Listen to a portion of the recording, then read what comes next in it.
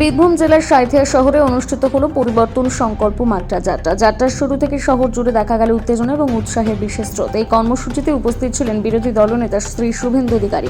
পাশাপাশি উপস্থিত ছিলেন বীরভূম বিজেপির জেলা সভাপতি ধ্রুব সাহা, জগন্নাথ চট্টোপাধ্যায়, বীরভূম বিজেপির সাধারণ সম্পাদক বিশ্বজিৎ সাহা এবং বিপুল সংখ্যক বিজেপির নেতাকর্মী। সাঁইথিয়া ফায়ার ব্রিগেড মাঠ থেকে মাননীয় শুভেন্দু অধিকারী যাত্রার সূচনা করেন।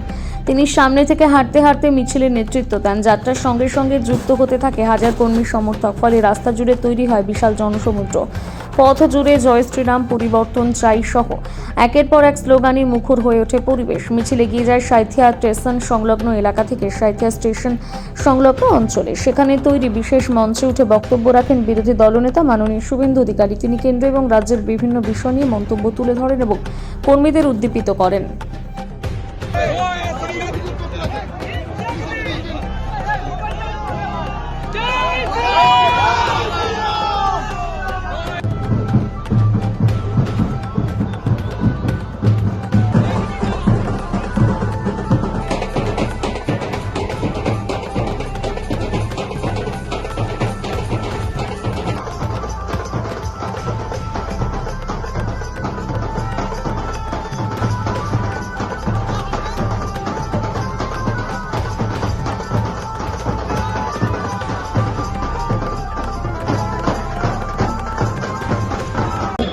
গুরুচাঁদ ঠাকুরকে আপনি গরুচাঁদ ঠাকুর বলেছিলেন। আপনার তো ক্ষমা চাওয়া উচিত ছিল। মা বীণাপাণি দেবী, তার চিকিৎসা পশ্চিমবঙ্গ সরকার করিয়েছিল। আপনি বলেছিলেন মতুয়াদের ভোট পাই না, আমি মা বীণাপাণি দেবীকে আমি চিকিৎসা করিয়েছি। কে কোত্থেকে সাহস পেলেন এই কথাগুলো বলার? আপনার এমএলএ কৃষ্ণনগর অপমান করেছে সনাতনীদের। মতুয়ারা যে মালা পরে, বৈষ্ণবরা যে মালা পরে, কোনটা তুলসী মালা, কোনটা আচার মালা, আর মহুয়া বলেছে কাঠের মালা। ওটা কাঠের মালা নয়, আচার মালা। মহুয়ার হয়ে আপনি ক্ষমা চাইলেন না কেন বনগাঁতে? প্রশ্ন আপনার কাছে করতে চাই। গায়ে খুব লেগেছে না? বাংলাদেশি মুসলিম অনুপ্রবেশকারীরা পালাচ্ছে। আধার বলছে 34 লক্ষ মৃত। বিজেপি ব্যাগে করে ইলেকশন কমিশনে পৌঁছে দিয়েছে 13,25,000 ডবল ট্রিপল এন্ট্রি। খুব গায়ে লেগেছে। এসআইআর বন্ডল করতে চায়। বিজেপির কোনো ক্ষতি হবে না। আমরা শুধু চেয়েছিলাম এসআইআর এর নোটিফিকেশন। শুনে রাখুন, 7ই ফেব্রুয়ারি যদি ফাইনাল ভোটার লিস্ট না বেরোয়, এপ্রিলে ভোট হবে না। এপ্রিলে ভোট না হলে সরকার তৈরি হবে না। আর সরকার তৈরি না হলে 5ই মে থেকে রাষ্ট্রপতি শাসন হবে। কাউকে চাইতে হবে না, কোন দাবি করতে হবে না। তাই পরিচ্ছন্ন, শুদ্ধ, পবিত্র, ত্রুটিমুক্ত ভোটার তালিকা।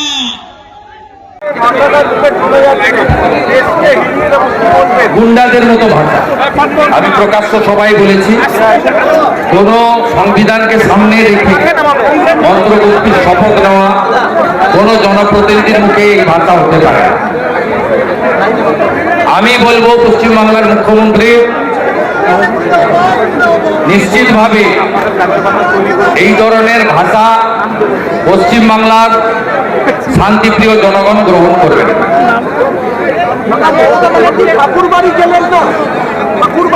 ঠাকুরবাড়ি উনি যাবেন না, যেতে পারবেন না, কারণ উনি সিএর বিরোধিতা করেছেন। ঠাকুর গুরুচাঁদ ঠাকুরের নামের বক্তব্য করেছেন। বীণাপাণি দেবী মায়ের চিকিৎসা নিয়ে ব্যঙ্গ করেছেন এবং তিনি সনাতনের বিরোধী, হিন্দু ধর্মকে গন্ধা ধর্ম বলেন, মহাকুম্ভকে মৃত্যু কুম্ভ বলেন।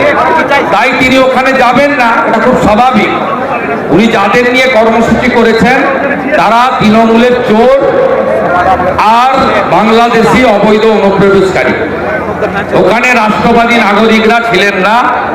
এবং আজকে স্বাধীনতার পরে একমাত্র প্রধানমন্ত্রী নরেন্দ্র মোদী যিনি ঠাকুরের জন্মস্থান ওরাকান্দি বাংলাদেশে গেছেন, অন্য কেউ যায়।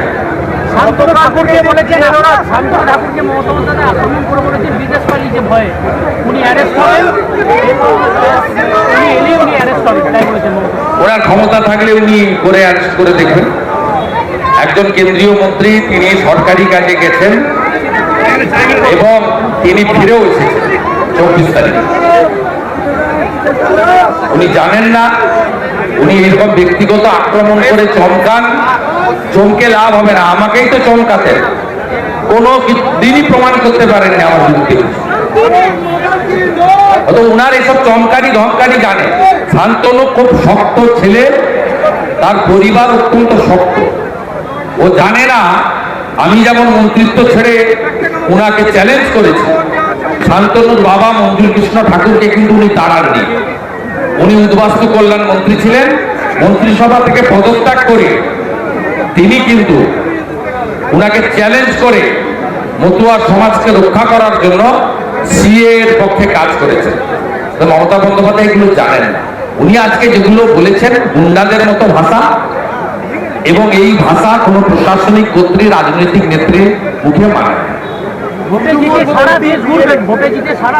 উনি 21 সালের পরেও ঘুরেছিলেন এবং উনি যার মাথায় হাত দেন তিনি কদিন আগে তেজস্বীকে আশীর্বাদ করেছেন একদম। উনি অখিলেশের হয়ে প্রচারে গেছিলেন, বেনারসে কি কঠিন অবস্থা, কেউ নেবে না ওনাকে, ওনাকে ডাকে না কেউ। যিনি হিন্দু ধর্মকে গঙ্গা ধর্ম বলেন, মহাকুম্ভকে মৃত্যুকুম্ভ বলেন, রাম মন্দির উদ্বোধনের দিন মিছিল করেন, পিতৃপক্ষে দুর্গা ঠাকুর উদ্বোধন করেন, মাথায় হিজাব করে কান বের করে ফিতা কাটতে যান, তিনি যেখানেই যাবেন সনাতনীরা, রাষ্ট্রবাদীরা তাকে হারায়।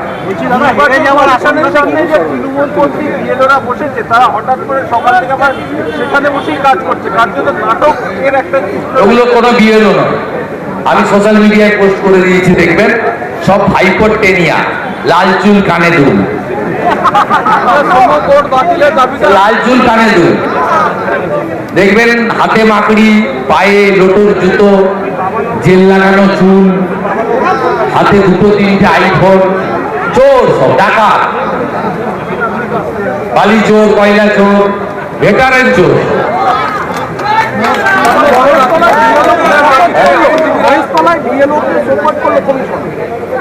শপথ করলে হবে না, এদের বিরুদ্ধে এফআইআর চাই। বিহারে 432 জনের নামে এফআইআর হয়েছে, 52 জন জেলে আছে। এই সামান্য সংখ্যক বিএলও, অধিকাংশ বিএলওই নিষ্ঠার সঙ্গে কাজ করছে। এবং আপনাদের বলি, সকাল থেকে আপনারা প্রচার করছেন অনেকেই যে 10 লক্ষ নাম বাদ গেছে বলেছে ইলেকশন কমিশন, সেটা বলেনি। পশ্চিমবঙ্গে মোট ভোটার হচ্ছে 7,66,00,000, ফর্ম ডিস্ট্রিবিউটেড হয়েছে 5,20,00,000, ডিজিটাইজেশন হয়েছে 4,60,00,000, ভুয়া মৃত ইতিমধ্যে চিহ্নিত হয়েছে 13 লক্ষ, 12 লক্ষ ম্যাচিং হয়নি, 22 লক্ষ ম্যাচিং হয়নি। আপনি নিশ্চিন্ত রাখুন এই কাজটা ইলেকশন কমিশনের, কিন্তু আমি গ্রাউন্ডে কাজ করি দীর্ঘদিন ধরে, কাউন্সিলর, এমপি, এমএলএ, ভোটে লড়েছি, জিতেছি, মমতা ব্যানার্জিকে হারিয়েছি, সিপিএম এর সময় লক্ষণ শেষকে হারিয়েছি।